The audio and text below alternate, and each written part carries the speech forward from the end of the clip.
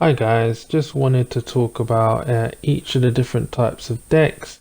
So you got the four main base decks at the start of the game. You got the Northern Realms, the Nilfgaard, the Monsters, and the Scoia'tael decks. Each have their own individual perks and different types, and they also have their different types of leader cards as well.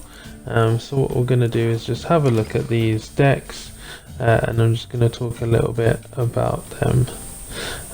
So first on the Nilfgaardian deck, I just want to talk about the hero cards for the main characters, because the hero cards for the main characters appear in every single deck. The difference between there were also hero cards that are deck specific, so they will only appear in the specific decks.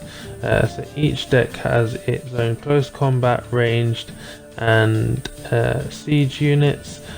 Some of the items have like a eye icon, which means they're a spy, which means if you put them on when you play them, they allow you to pick up 2 cards. Some have a heart, which means you can raise a previous card that was played in the previous round.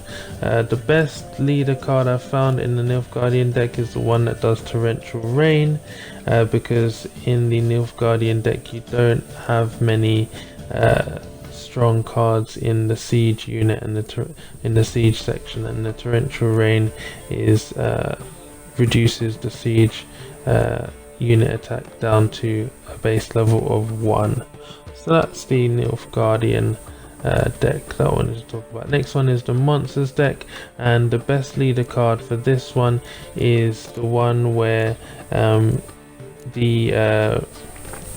strength is doubled for all close combat units, because most of the cards, the strong cards that you'll find in the monsters are close combat.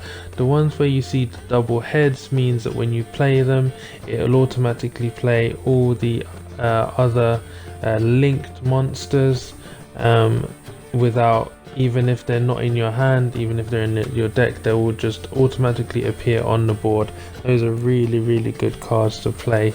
The ones with the cross sign, the cards with the cross sign on them, means that they just add 1 to each of the units on the same row as that card has been played. But unfortunately it doesn't increase the strength by that actual card by 1.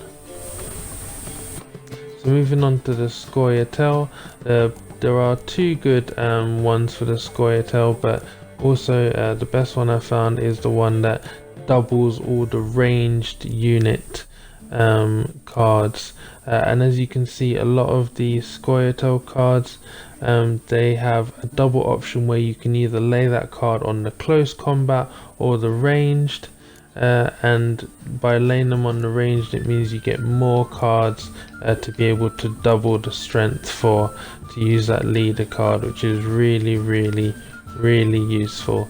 Again, it has heart cards which allow you to bring back previous cards that you've used in previous rounds, and it also has a couple double-headed cards which allow you to, if you play that card, all linked cards to that card would automatically appear laid down for you.